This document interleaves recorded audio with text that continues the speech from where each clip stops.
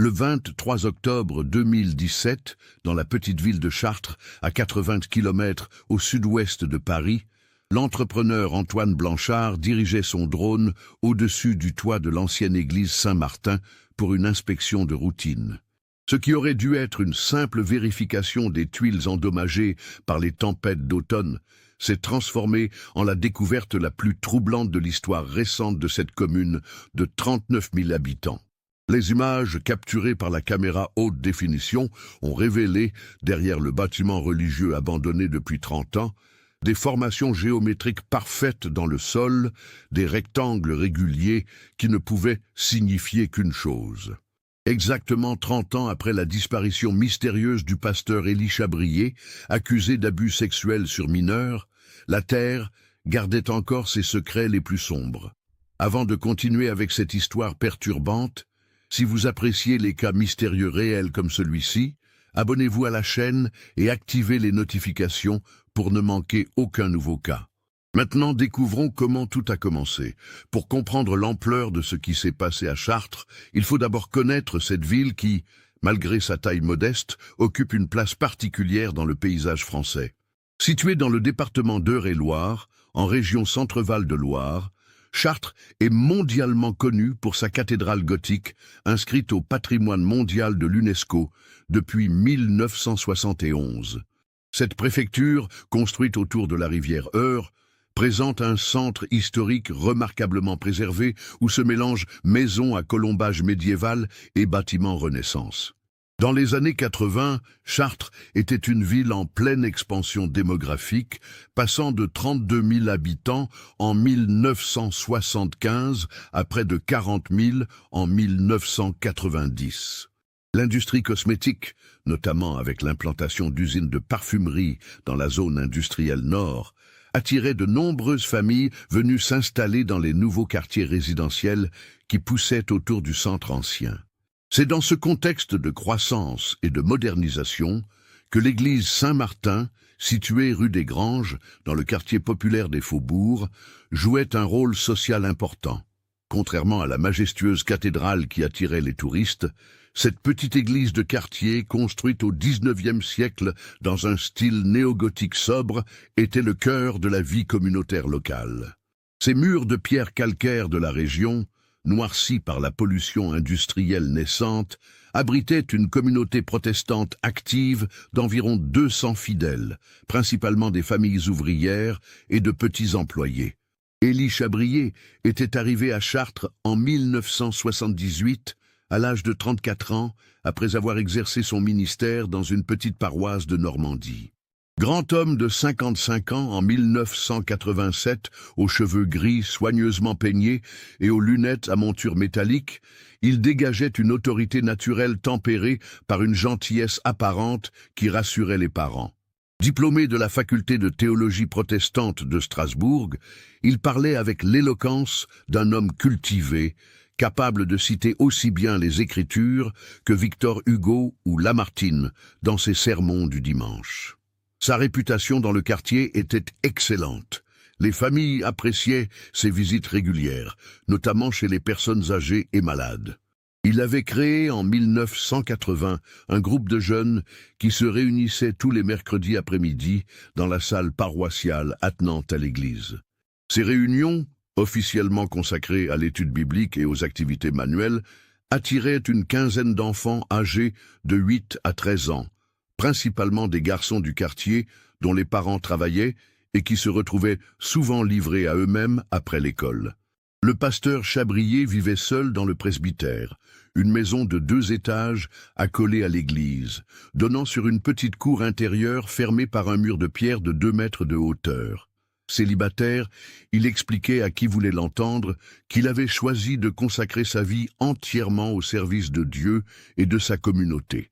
Cette situation, loin de susciter des interrogations, renforçait l'admiration des paroissiens qui y voyaient une preuve de son dévouement spirituel. Les parents du quartier, souvent issus de milieux modestes où la parole du pasteur avait une autorité incontestable, étaient reconnaissants qu'une figure aussi respectée s'intéresse à leurs enfants. Margot Lefebvre, une veuve de 38 ans qui travaillait comme femme de ménage dans les bureaux de la préfecture, était particulièrement heureuse que son fils Thomas, âgé de 10 ans, puisse bénéficier de cette attention. Depuis la mort de son mari dans un accident de la route 2 ans plus tôt, elle peinait à concilier son travail et l'éducation de son fils unique. La méthode du pasteur Chabrier était toujours la même. Il identifiait les enfants les plus vulnérables, ceux de familles monoparentales, ceux dont les parents travaillaient tard, ceux qui semblaient chercher une figure paternelle. Il leur accordait une attention particulière, les invitait parfois à prendre le goûter au presbytère après les activités de groupe, leur offrait de petits cadeaux, un livre, des images pieuses, parfois même de l'argent de poche, en expliquant que c'était entre eux, comme un secret spécial. Cette stratégie de l'isolement et de la création d'une relation privilégiée fonctionnait parfaitement dans le contexte social des années 80 à Chartres. La communauté protestante, minoritaire dans cette région majoritairement catholique, se serrait les coudes et faisait confiance aveuglément à son pasteur. Les quelques signes d'alarme, un enfant qui devenait plus silencieux, qui se montrait réticent à participer aux activités, qui posait des questions étranges à ses parents, étaient systématiquement interprétés comme des difficultés liées à l'âge ou aux circonstances familiales.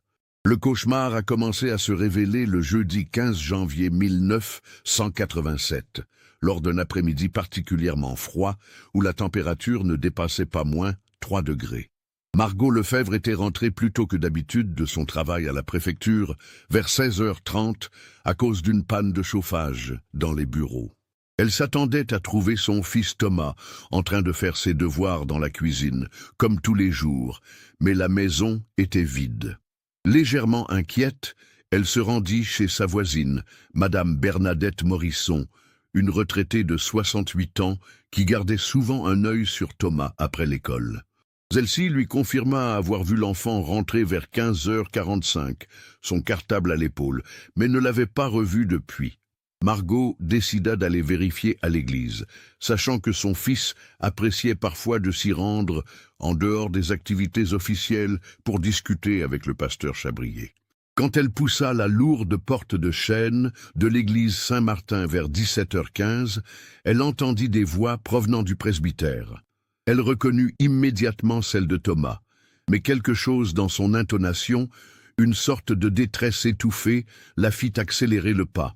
Elle contourna l'église par le petit sentier pavé qui menait à la porte latérale du presbytère, utilisée habituellement par les paroissiens pour les rendez-vous pastoraux. Ce qu'elle découvrit en regardant par la fenêtre entr'ouverte du bureau du pasteur la marqua à vie. Son fils Thomas, assis sur une chaise face au pasteur Chabrier, avait les yeux rougis et semblait terrorisé. Le pasteur, debout à côté de lui, avait une main posée sur l'épaule de l'enfant d'une manière qui lui parut immédiatement déplacée. Mais ce fut surtout le regard qu'elle surprit dans les yeux du pasteur, un regard qu'elle décrirait plus tard comme complètement différent, froid et calculateur, totalement opposé à la gentillesse qu'il montrait habituellement, qui la convainquit que quelque chose de grave était en train de se passer. Sans réfléchir, elle tambourina à la porte en criant le nom de son fils. Il y eut un silence de quelques secondes, puis elle entendit des pas précipités. Quand le pasteur Chabrier ouvrit la porte, il avait retrouvé son expression habituelle de bienveillance, mais Margot remarqua qu'il semblait légèrement essoufflé et que ses cheveux étaient décoiffés. « Madame Lefebvre, quelle surprise! Thomas et moi discutions justement de ses progrès en catéchisme. Il fait des efforts remarquables. Vous devriez être fière de lui, dit-il avec son sourire habituel. Mais Margot perçut une tension inhabituelle dans sa voix. Thomas apparut derrière lui, visiblement soulagé de voir sa mère. Il se précipita vers elle sans un mot, s'accrochant à sa robe, d'une manière qu'elle ne l'avait pas vu faire depuis qu'il était tout petit. Ses mains tremblaient légèrement et il évitait soigneusement de regarder le pasteur. Sur le chemin du retour, Margot tenta de faire parler son fils. Mais Thomas restait silencieux, se contentant de serrer sa main plus fort quand elle évoquait le pasteur. Ce ne fut qu'une fois arrivée à la maison, après qu'elle eut préparé un chocolat chaud et créé une atmosphère rassurante, que Thomas commença à parler, d'abord par bribes hésitantes, puis avec de plus en plus de détails. Ce qu'il lui raconta cette soirée-là, entre 19 heures et 22 heures, bouleversa complètement la vision que Margot avait du pasteur Chabrier. Thomas lui expliqua que depuis plusieurs mois, lors des séances individuelles que le pasteur organisait, soi-disant pour approfondir l'enseignement religieux, des choses inappropriées se passaient. Le pasteur commençait toujours par des questions sur sa vie familiale, sur ce qu'il ressentait depuis la mort de son père, sur ses peurs et ses secrets. Puis, progressivement, ces conversations dérivaient vers des sujets plus personnels, plus intimes. Thomas raconta comment le pasteur l'avait d'abord convaincu que ces discussions étaient normales, nécessaires même, pour son développement spirituel. Il lui avait expliqué que certains gestes, certains contacts physiques faisaient partie de l'initiation chrétienne, que c'était un secret entre eux, parce que les autres adultes ne comprendraient pas la nature spirituelle de ces moments. L'enfant, cherchant désespérément une figure paternelle depuis la mort de son père, avait d'abord accepté ces explications, même si elles le mettaient mal à l'aise. Mais ce jeudi 15 janvier, le pasteur était allé trop loin. Thomas, maintenant âgé de 10 ans et demi et plus conscient que certaines choses n'étaient pas normales, avait tenté de résister. C'est alors que le pasteur avait changé de stratégie, abandonnant sa façade de gentillesse pour révéler une face plus sombre.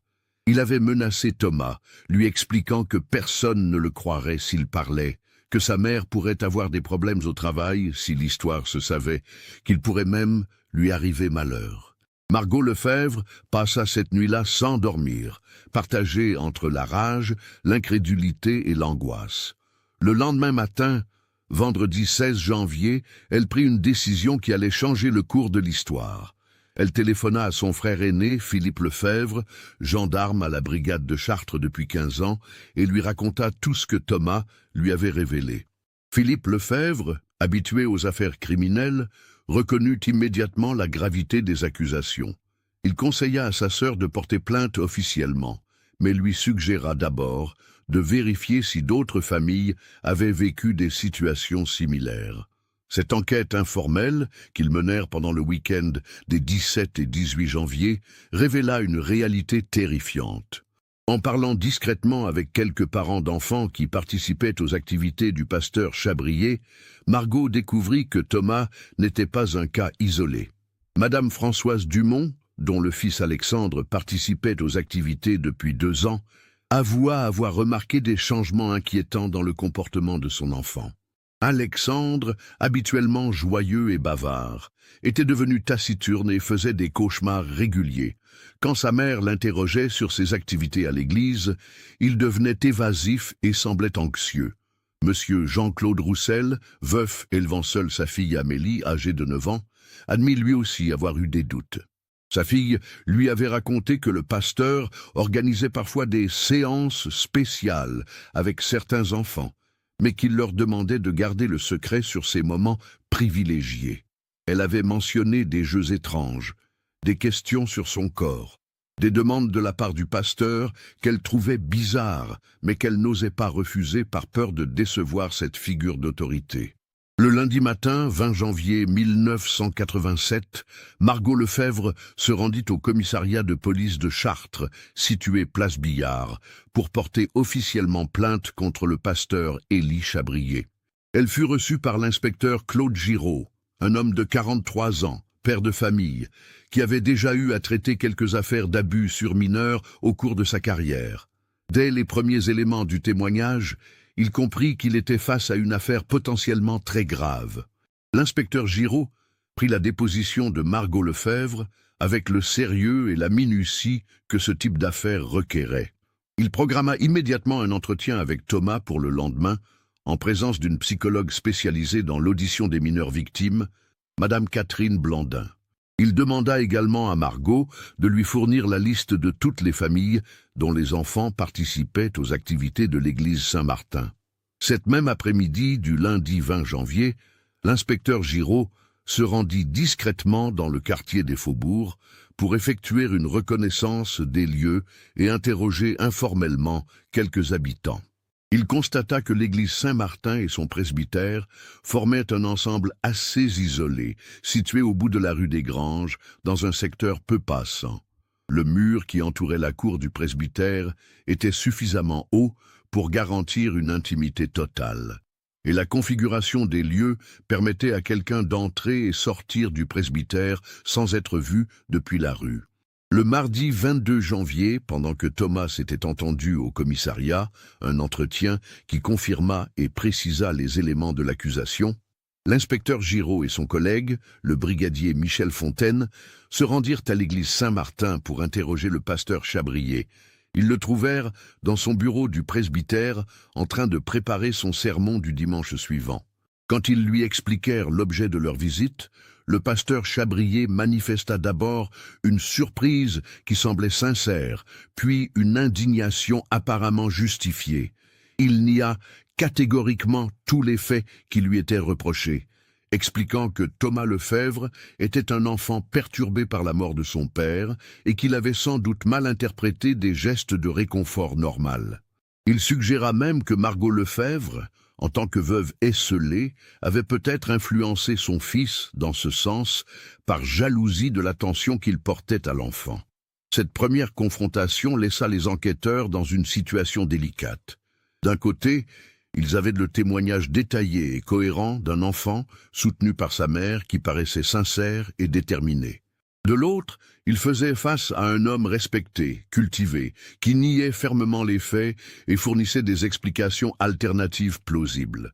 L'inspecteur Giraud décida de poursuivre l'enquête en interrogeant d'autres familles.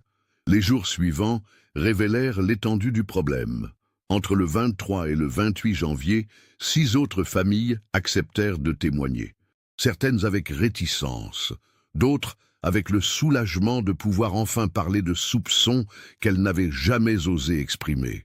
Le schéma était toujours similaire. Des enfants issus de familles fragiles, souvent monoparentales, qui avaient subi des attouchements présentés comme normaux dans un contexte religieux, avec toujours la même consigne de secret absolu. Le dimanche 1er février 1987, le pasteur Chabrier célébra son dernier culte à l'église Saint-Martin. Plusieurs familles étaient absentes, et celles qui étaient présentes semblaient tendues.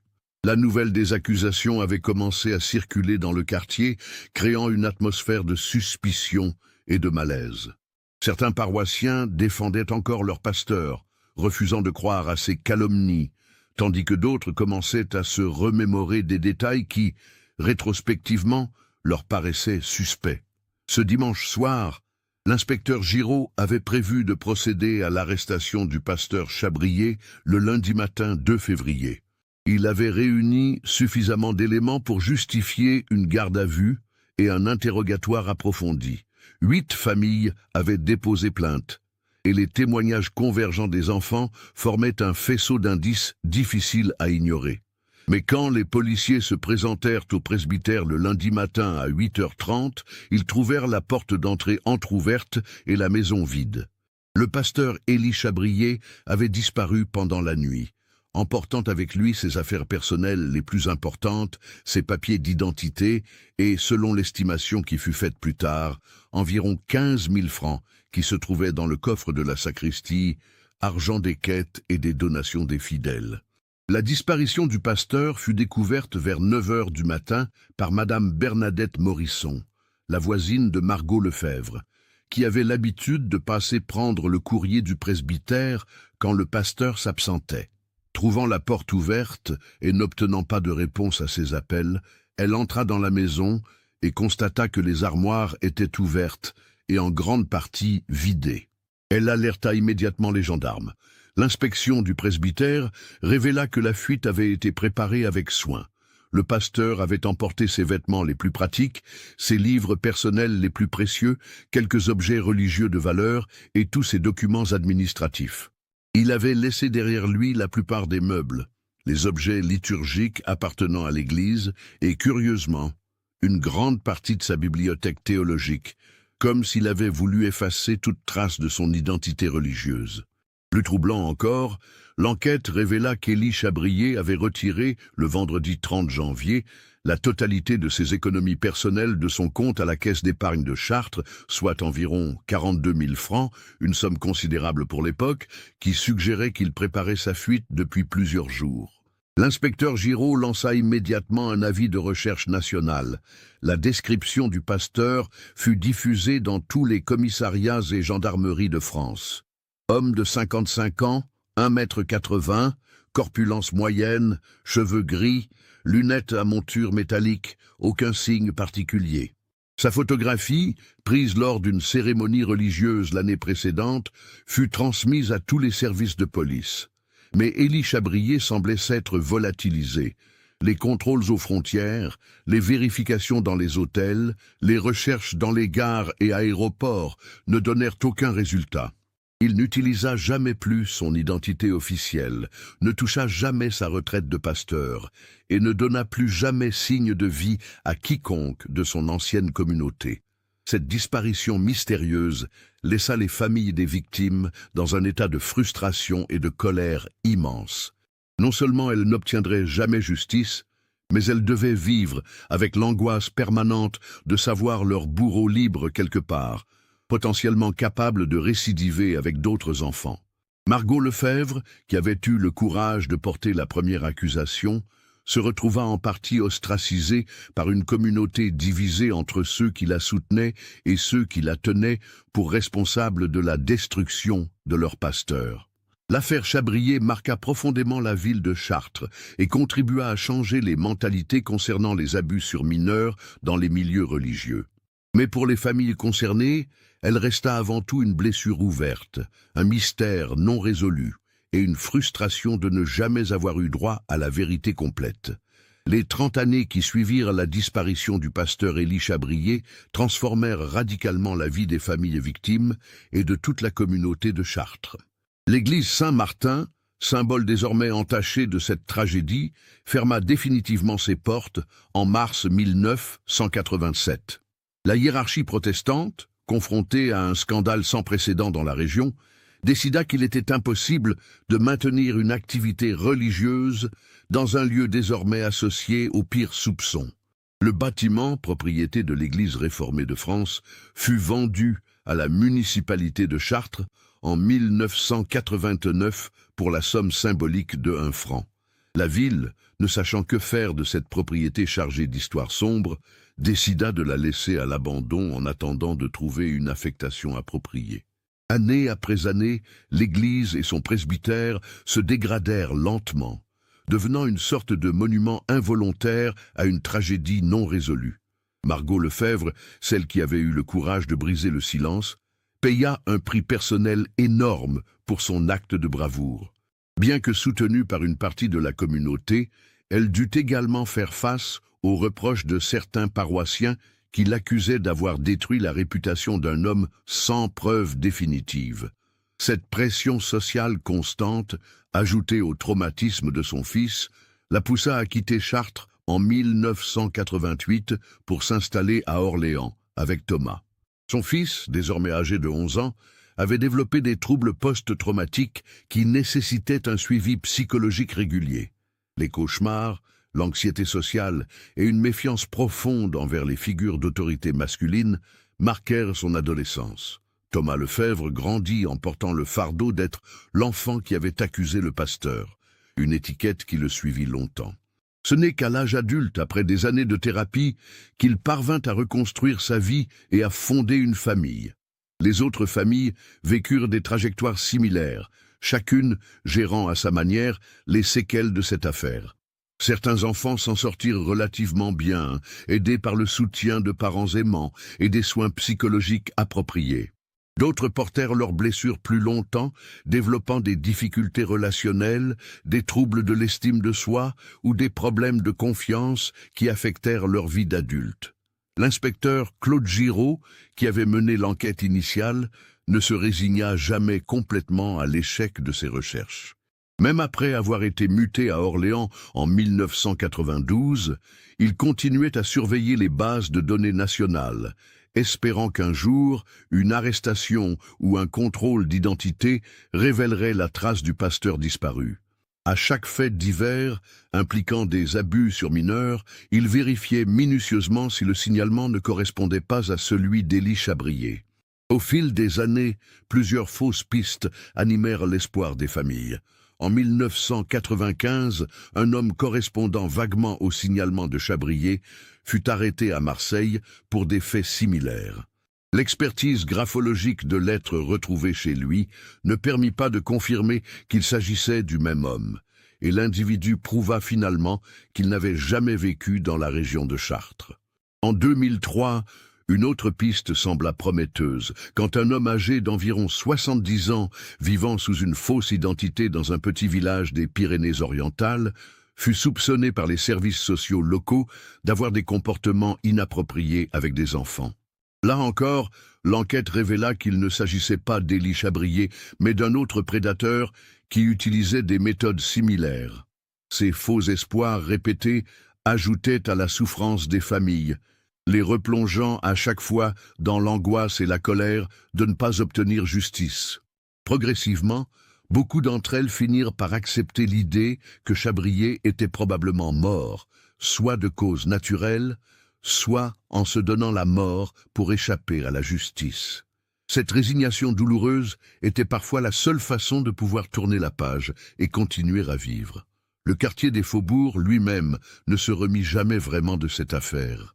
La fermeture de l'église priva la communauté locale de son principal lieu de rassemblement social. Les familles protestantes durent se rendre dans d'autres paroisses de la région, ce qui dispersa une communauté qui avait mis des décennies à se construire. Certains habitants quittèrent même le quartier, ne supportant plus de vivre si près du lieu du drame.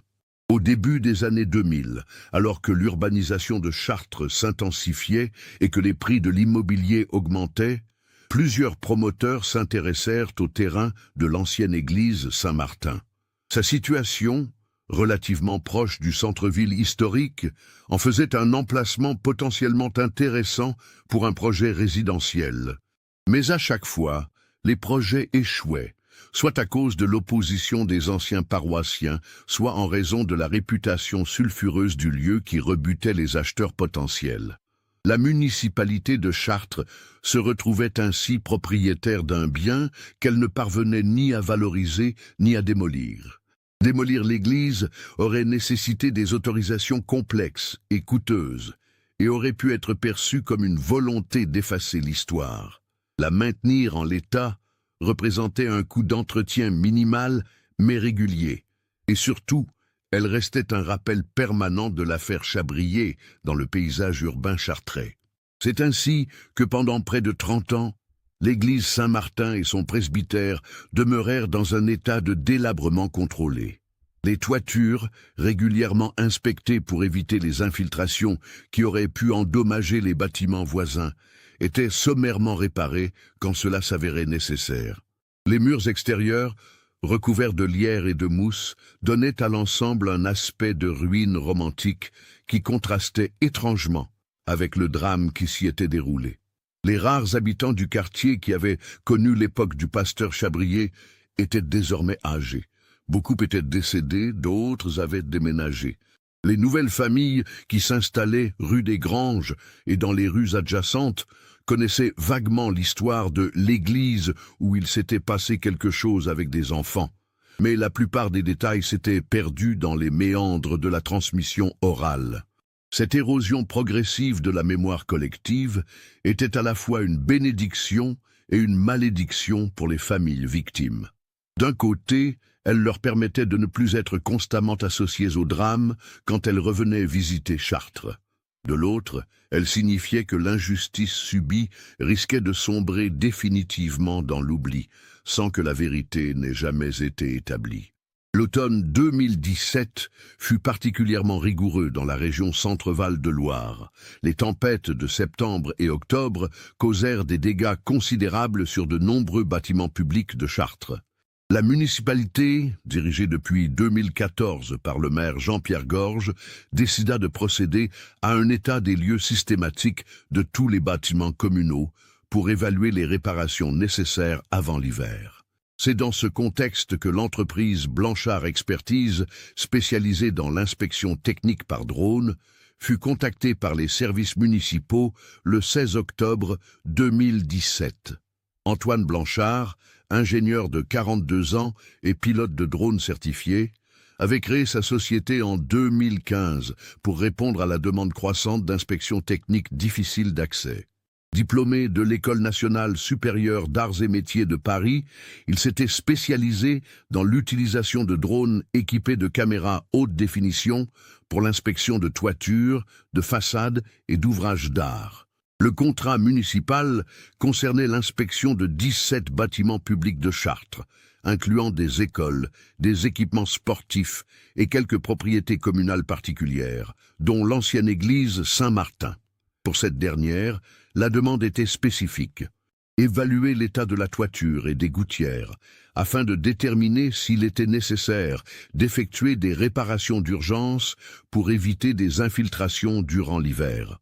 Antoine Blanchard programmait ses inspections de manière méthodique, commençant généralement par les bâtiments les plus complexes ou les plus urgents. L'église Saint-Martin fut placée en 5e position sur sa liste pour le lundi 23 octobre 2017. Il avait prévu d'y consacrer environ 1 heure, estimant qu'une inspection complète d'un bâtiment de cette taille nécessitait des prises de vue sous tous les angles possibles. Ce lundi matin, le temps était idéal pour ce type de mission.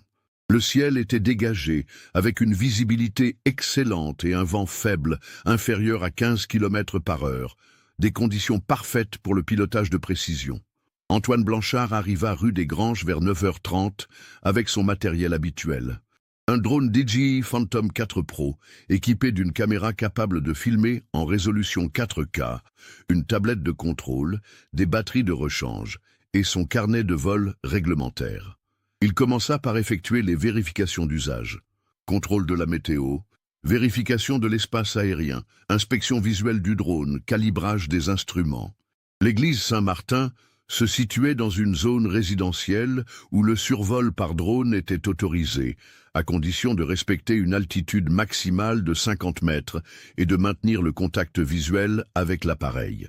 L'inspection débuta par la façade principale de l'église, côté rue. Antoine Blanchard photographia méthodiquement chaque section de la toiture, notant les tuiles déplacées, les gouttières endommagées et les points où la végétation commençait à s'installer dans les joints. Il constata que l'état général était meilleur qu'attendu. Malgré 30 ans d'abandon relatif, la structure semblait saine et les infiltrations majeures avaient été évitées. C'est en contournant l'église pour inspecter la façade arrière que l'incident se produisit. Vers 10h15, alors qu'il dirigeait son drone au-dessus de la partie du terrain située derrière le presbytère, Antoine Blanchard remarqua quelque chose d'inhabituel sur l'écran de contrôle de sa tablette. La cour arrière du presbytère, qu'il voyait pour la première fois sous cet angle et avec cette précision, présentait des irrégularités dans le sol qui attirèrent immédiatement son attention professionnelle. En tant qu'ingénieur formé à l'analyse de structures et de terrain, Antoine Blanchard savait reconnaître les signes d'anomalies souterraines. Ce qu'il observait sur son écran, une série de dépressions rectangulaires régulièrement espacées dans le sol de la cour, ne correspondait à aucune configuration naturelle. Ces formes, d'environ 1,80 m de longueur sur 70 cm de largeur, étaient disposées en ligne parfaitement ordonnées, comme si elles avaient été creusées volontairement puis comblées. Intrigué par cette découverte inattendue, il dirigea son drone plus bas, à environ 10 mètres du sol, pour obtenir des images plus détaillées. La définition 4K de sa caméra lui permettait de distinguer clairement les contours de ces formations. Il comptabilisa 8 rectangles distincts, tous orientés dans la même direction est-ouest, avec des espaces réguliers de environ 1,50 m entre chacun. L'expérience professionnelle d'Antoine Blanchard l'avait habitué à identifier différents types d'anomalies de terrain, anciennes fondations de construction démolies, systèmes de drainage, fosses septiques, cuves enterrées. Mais ces formes-là ne correspondaient à aucune de ces explications habituelles.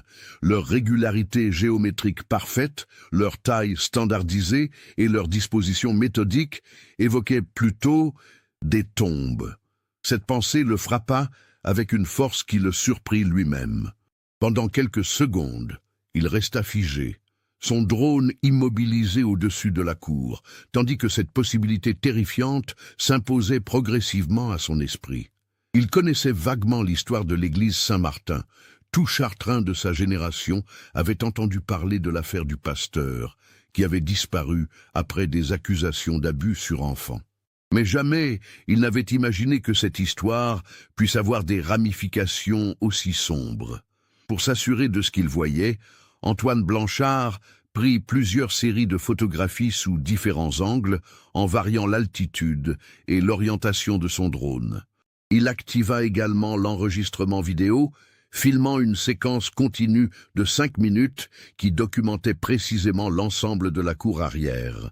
Son formation d'ingénieur lui dictait de rassembler le maximum d'éléments factuels avant de tirer des conclusions hâtives.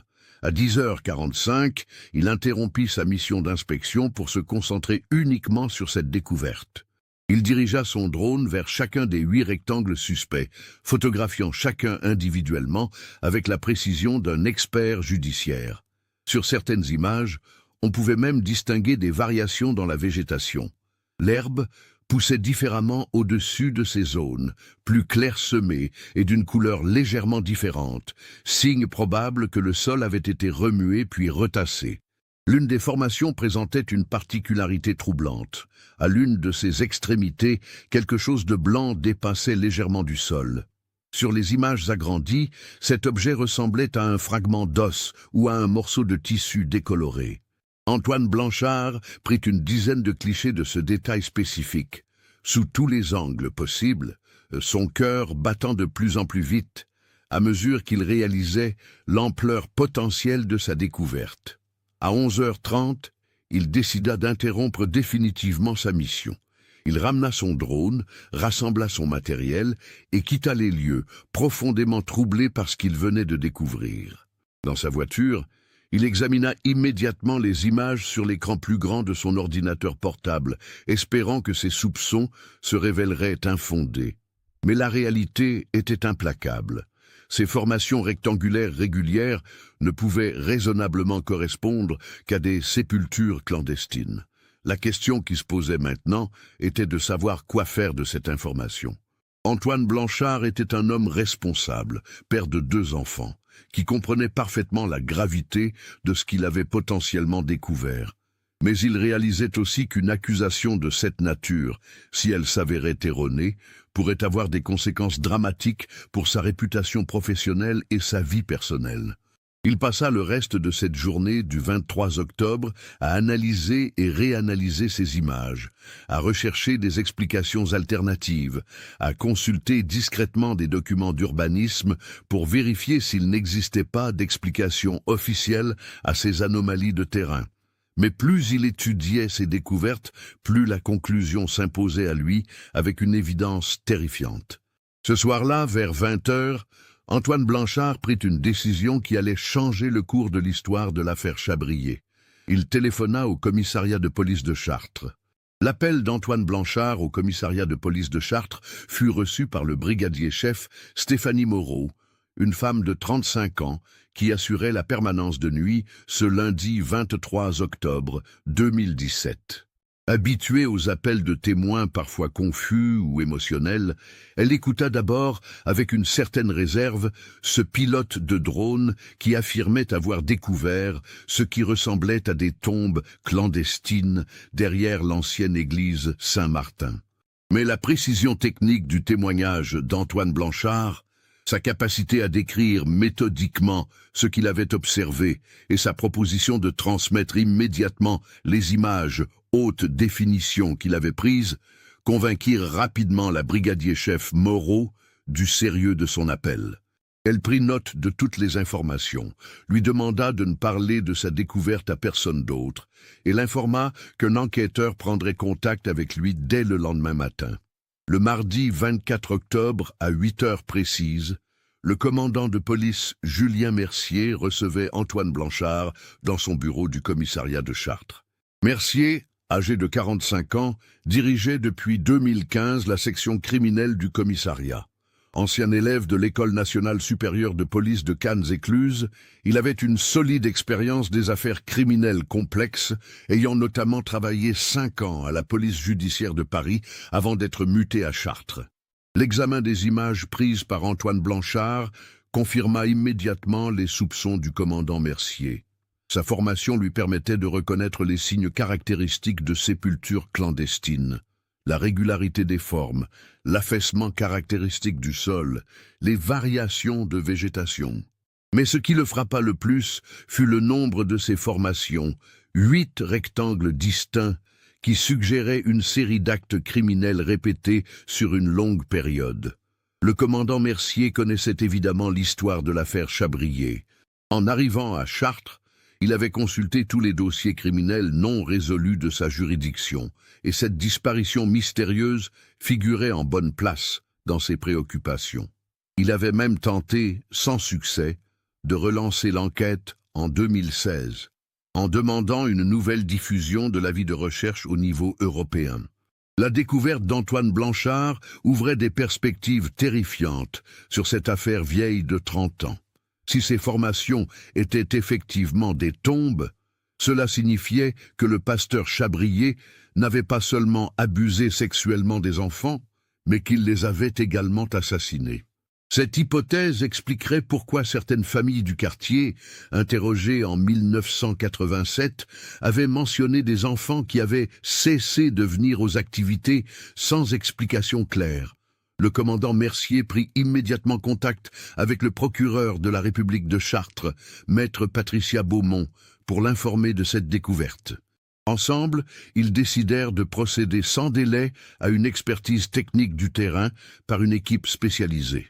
L'urgence était double. D'une part, confirmer ou infirmer la nature de ces anomalies, d'autre part, préserver d'éventuelles preuves avant que les conditions météorologiques hivernales ne les détériorent.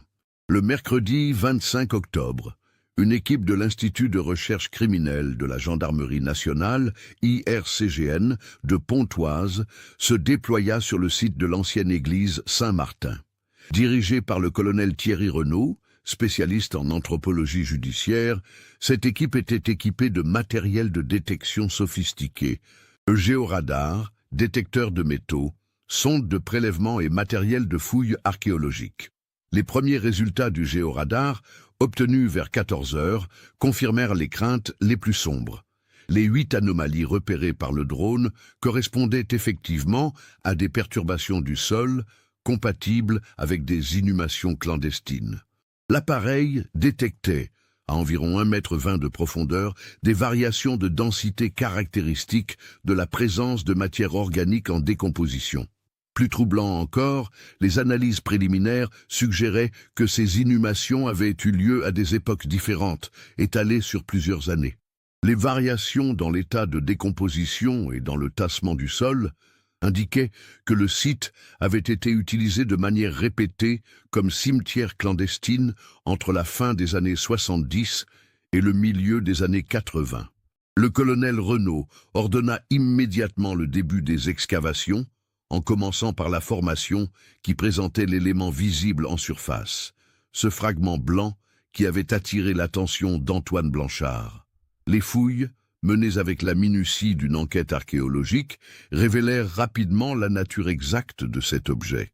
Un fragment d'os humain, plus précisément une partie de côte appartenant manifestement à un enfant.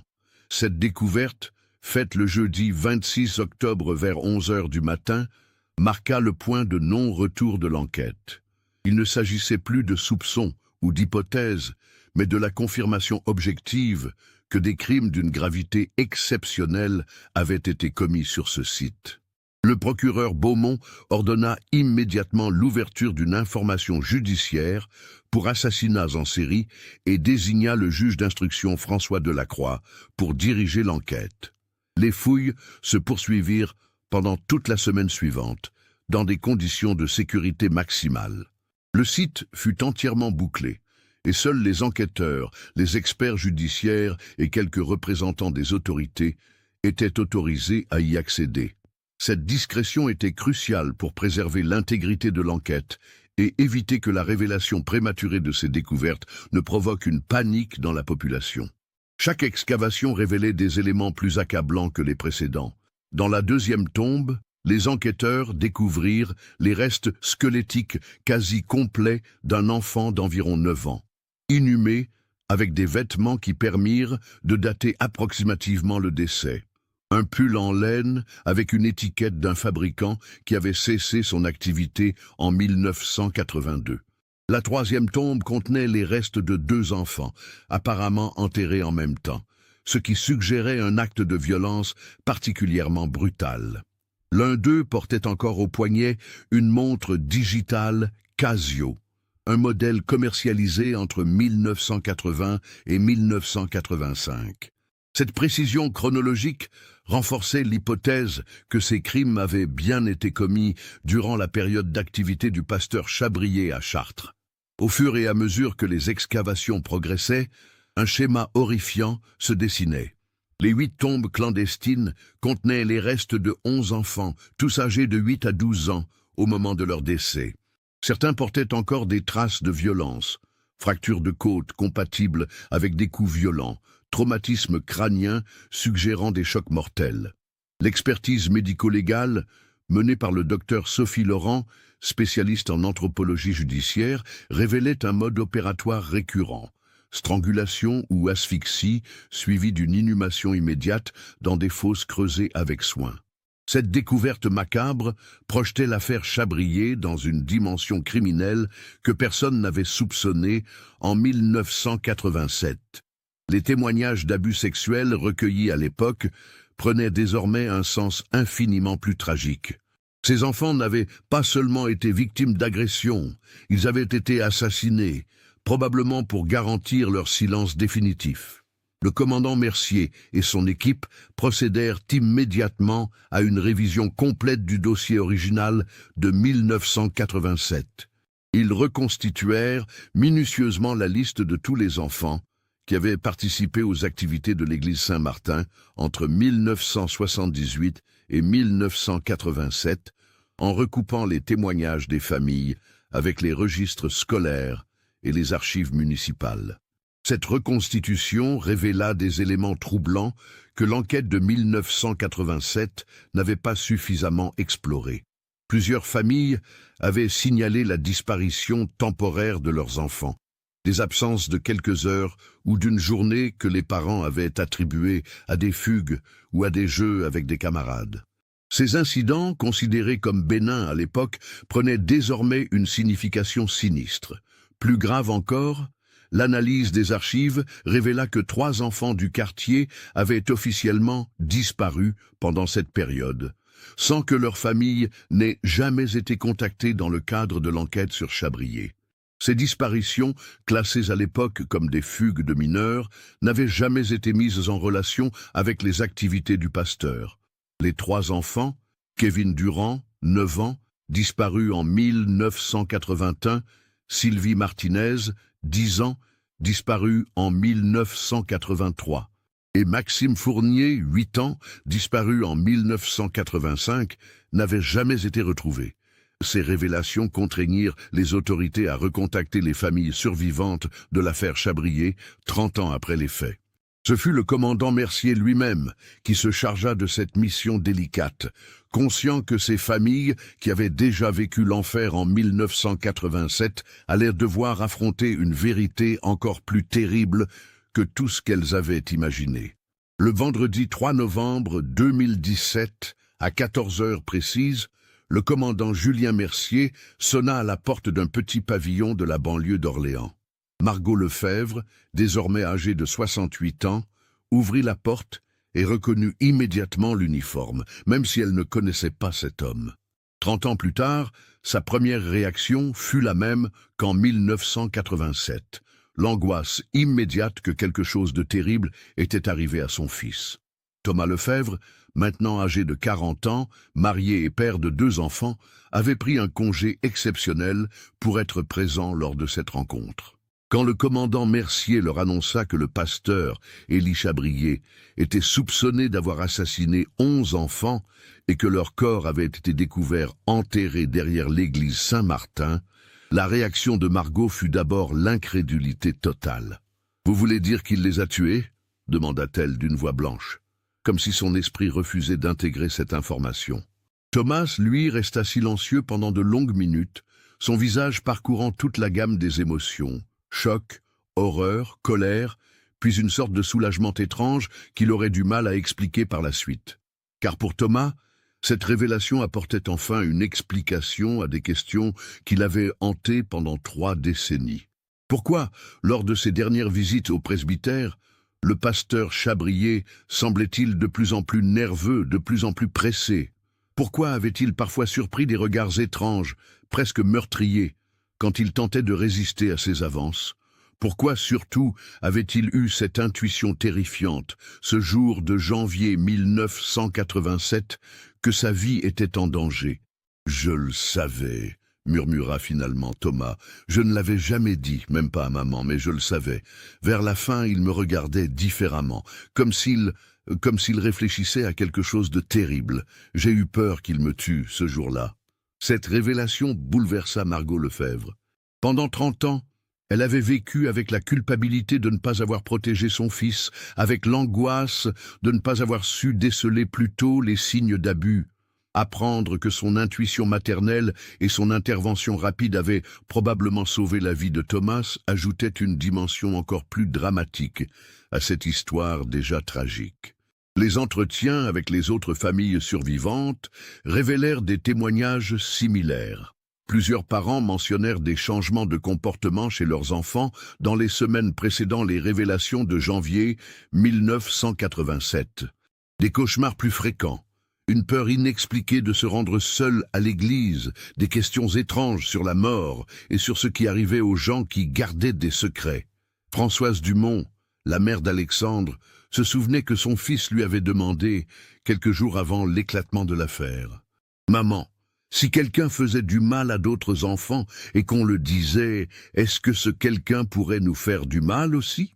Cette question, qui l'avait troublé à l'époque, prenait maintenant tout son sens.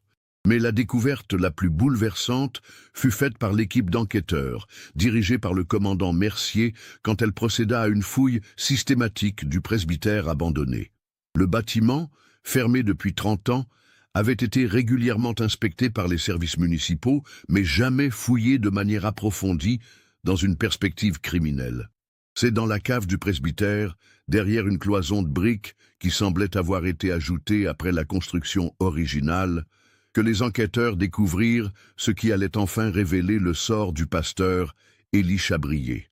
L'ouverture de cette cloison, le lundi 6 novembre 2017, révéla une petite pièce d'environ 2 mètres sur 3, dans laquelle gisait un squelette humain en position assise, le dos contre le mur. L'examen des restes par le docteur Sophie Laurent confirma rapidement l'identité du squelette.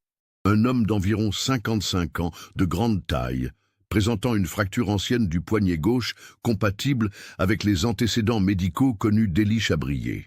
Plus décisif encore, les enquêteurs découvrirent à côté du corps une montre gravée. « À Élie pour tes 25 ans de ministère, tes paroissiens reconnaissants, 1975. » Mais c'est l'analyse de la scène qui révéla les circonstances exactes de la mort du pasteur. Contrairement aux apparences, Élie Chabrier n'était pas mort de mort naturelle dans cette cave. L'examen anthropologique révéla des traces de violence, fractures de côte, traumatisme crânien et surtout les restes de liens en corde autour des poignets et des chevilles. À côté du squelette, les enquêteurs trouvèrent également un objet qui allait éclairer d'un jour nouveau toute l'affaire. Un carnet manuscrit, miraculeusement préservé par la sécheresse de la cave, dans lequel Élie Chabrier avait consigné ses dernières pensées. L'écriture, d'abord ferme et organisée, devenait progressivement plus tremblante et désordonnée au fil des pages. Les premières entrées du carnet, datées des premiers jours de février 1987, révélaient l'état d'esprit du pasteur après la révélation des accusations.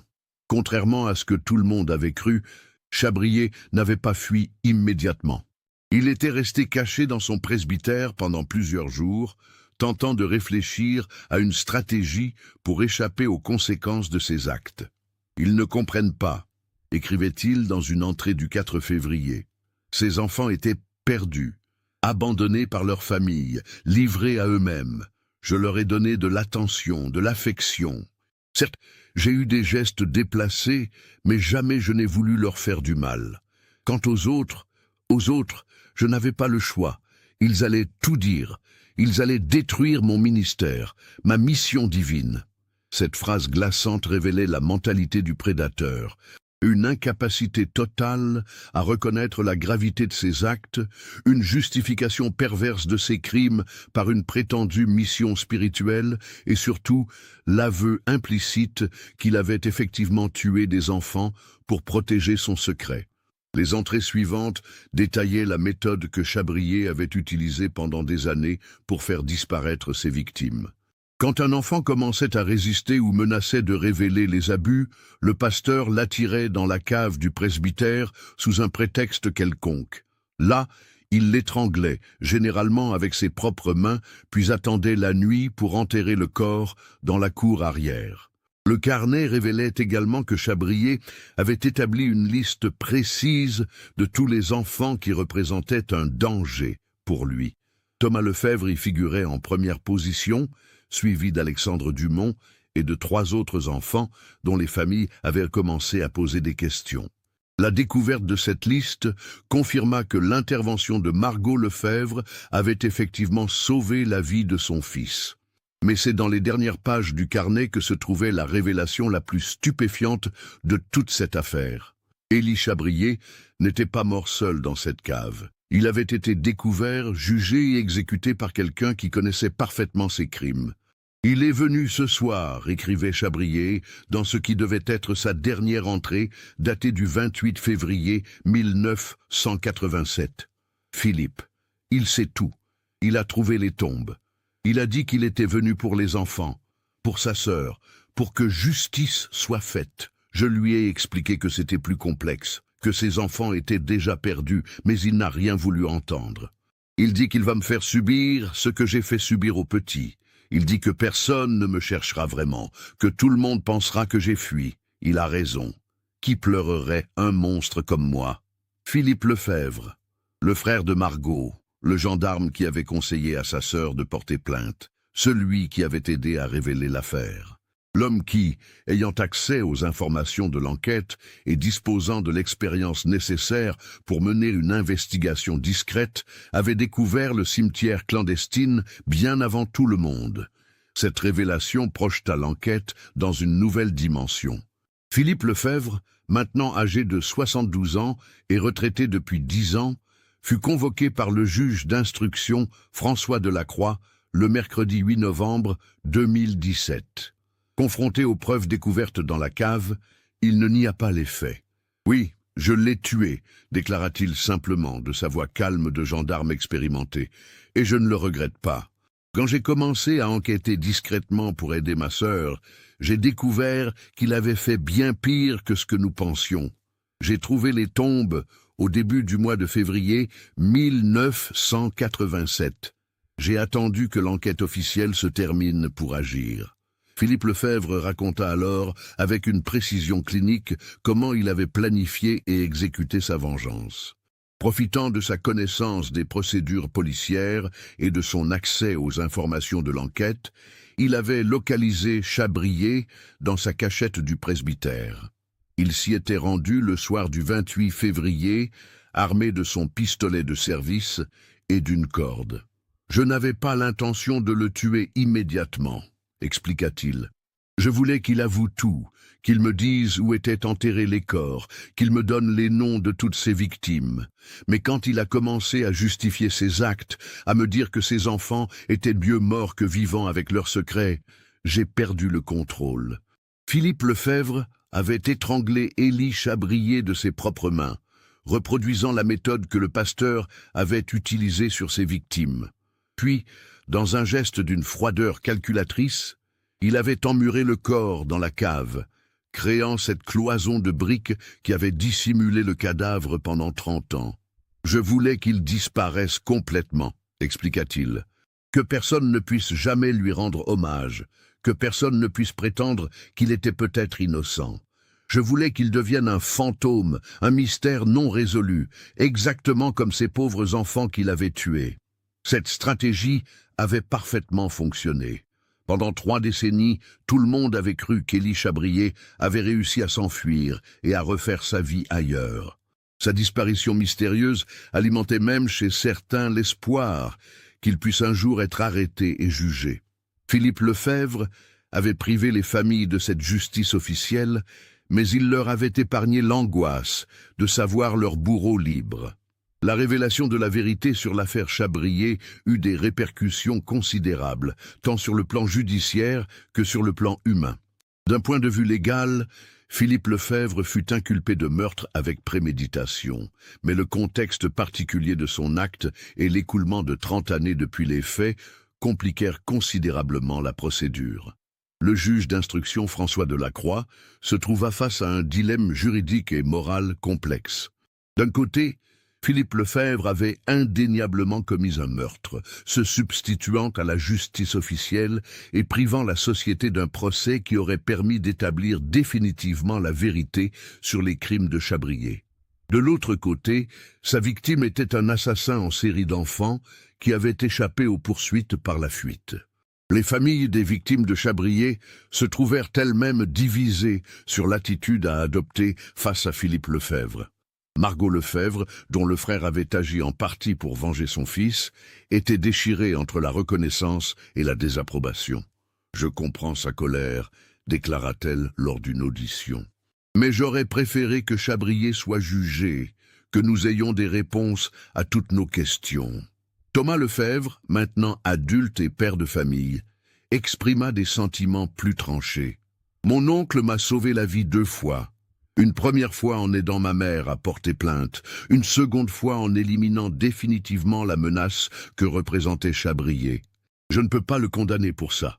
L'enquête permit également d'identifier formellement la plupart des victimes retrouvées dans le cimetière clandestine. Les analyses ADN, confrontées aux fichiers de personnes disparues et aux témoignages des familles, confirmèrent que les 11 corps appartenaient effectivement à des enfants du quartier, qui avaient participé aux activités de l'église Saint-Martin. Parmi eux se trouvaient les 3 enfants officiellement portés disparus dans les années 80. Kevin Durand, Sylvie Martinez et Maxime Fournier. Leurs familles, qui avaient vécu pendant des décennies dans l'incertitude la plus totale, purent enfin faire leur deuil et organiser des funérailles dignes pour leurs enfants. Les 8 autres victimes étaient des enfants dont la disparition n'avait jamais été signalée officiellement, soit parce qu'elles provenaient de familles trop désorganisées pour réagir efficacement, soit parce que Chabrier avait réussi à faire croire à des fugues ou à des accidents. Cette découverte révéla l'étendue de la manipulation psychologique que le pasteur exerçait sur la communauté. L'analyse des restes permit également d'établir une chronologie précise des crimes. Le premier meurtre remontait à 1979, soit 1 an seulement après l'arrivée de Chabrier à Chartres. Le dernier datait de décembre 1986, quelques semaines seulement avant que Margot Lefebvre ne découvre les abus sur son fils. Cette chronologie confirmait que Chabrier avait tué régulièrement pendant 8 ans, à un rythme d'environ 1 à 2 enfants par an. L'enquête psychologique menée post-mortem sur Élie Chabrier, dirigée par le docteur Marie-Claire Dubois, psychiatre spécialisé dans l'étude des criminels en série, révéla le profil d'un prédateur particulièrement méthodique et intelligent. Ses diplômes théologiques et son statut social lui donnaient une autorité naturelle sur les familles, tandis que son célibat et sa réputation de sainteté écartaient naturellement les soupçons. Chabrier représente le type parfait du prédateur institutionnel, expliqua le docteur Dubois dans son rapport. Il avait créé un environnement totalement contrôlé où il pouvait identifier, isoler et victimiser des enfants vulnérables sans éveiller les soupçons. Sa méthode consistait à éliminer physiquement toute victime qui représentait un risque de révélation, ce qui lui permettait de continuer ses activités en toute impunité. Cette analyse révéla également que Chabrier avait probablement commis des crimes similaires avant son arrivée à Chartres. Une enquête rétrospective sur sa paroisse précédente en Normandie révéla plusieurs disparitions d'enfants non élucidées dans les années 70, mais l'ancienneté des faits et la destruction de certaines archives rendaient impossible une confirmation définitive. Le procès de Philippe Lefebvre eut lieu en octobre 2018 devant la cour d'assises d'Eure-et-Loir. L'audience, qui dura 5 jours, fut marquée par des témoignages bouleversants des familles des victimes de Chabrier et par un débat juridique et moral complexe sur la légitimité de la justice privée. L'avocat de Philippe Lefebvre, maître Jean-Claude Martineau, plaida les circonstances exceptionnelles et l'état de nécessité. Il argumenta que son client, en tant que gendarme et en tant qu'oncle d'une victime, se trouvait dans une situation où l'État avait failli à son devoir de protection des enfants, justifiant une action individuelle. Le procureur général, maître Sylvie Renard, maintint que rien ne pouvait justifier qu'un individu se substitue à la justice, même dans des circonstances aussi dramatiques. Elle souligna que l'acte de Philippe Lefebvre avait privé la société d'un procès qui aurait permis d'établir complètement la vérité et d'obtenir des réponses sur d'éventuels complices. Le jury populaire, composé de 9 citoyens tirés au sort, délibéra pendant 6 heures avant de rendre son verdict. Philippe Lefebvre fut reconnu coupable de meurtre, mais les circonstances exceptionnelles furent retenues comme circonstances atténuantes. Il fut condamné à 8 ans de prison, avec possibilité de libération conditionnelle après 4 ans. Cette sentence, relativement clémente compte tenu de la gravité juridique des faits, reflétait la complexité morale de l'affaire. Beaucoup d'observateurs y virent une forme de reconnaissance implicite que Philippe Lefebvre avait rendu justice là où l'État avait échoué.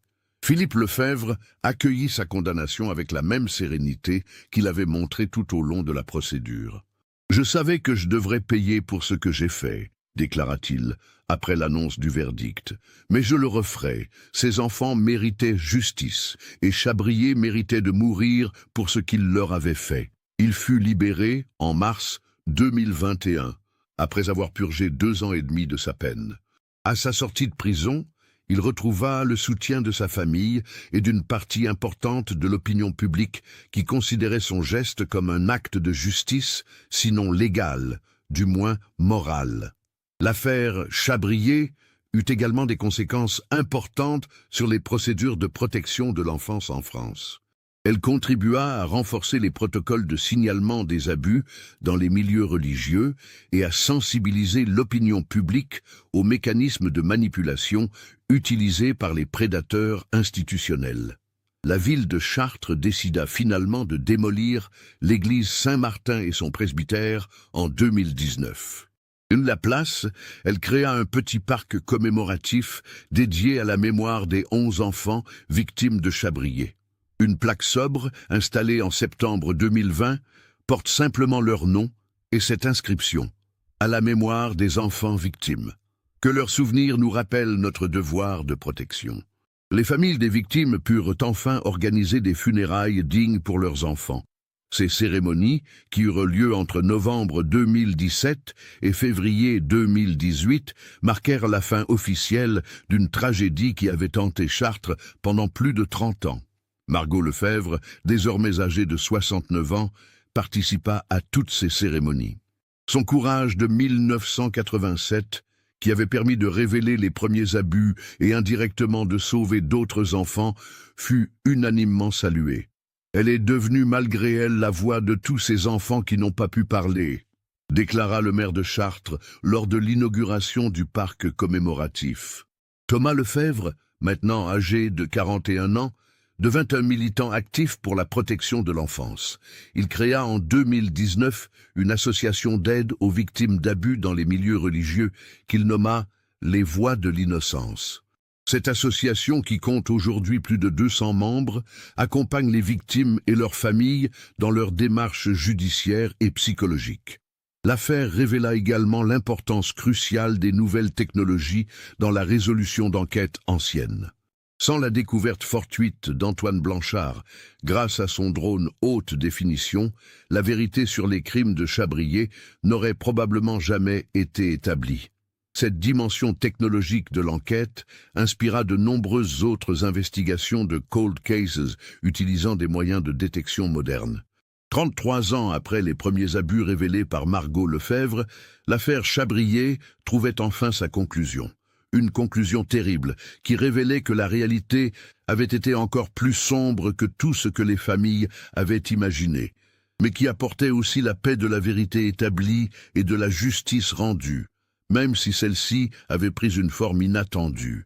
Cette affaire nous montre comment le courage d'une mère peut sauver non seulement son propre enfant, mais révéler des crimes d'une ampleur insoupçonnée. Elle illustre aussi les limites de notre système judiciaire face à des prédateurs particulièrement habiles et pose la question troublante de la justice privée quand la justice officielle échoue.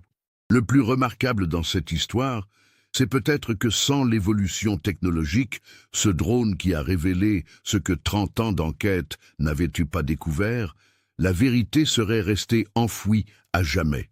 Qu'est-ce que vous pensez de cette histoire ? Avez-vous réussi à percevoir les signes au long de la narrative? Le geste de Philippe Lefebvre était-il justifié? Partagez vos réflexions dans les commentaires. Si vous avez été touché par cette enquête approfondie, n'oubliez pas de vous abonner à la chaîne et d'activer les notifications. Laissez votre like si cette histoire vous a marqué et partagez-la avec quelqu'un qui s'intéresse aussi aux affaires criminelles réelles.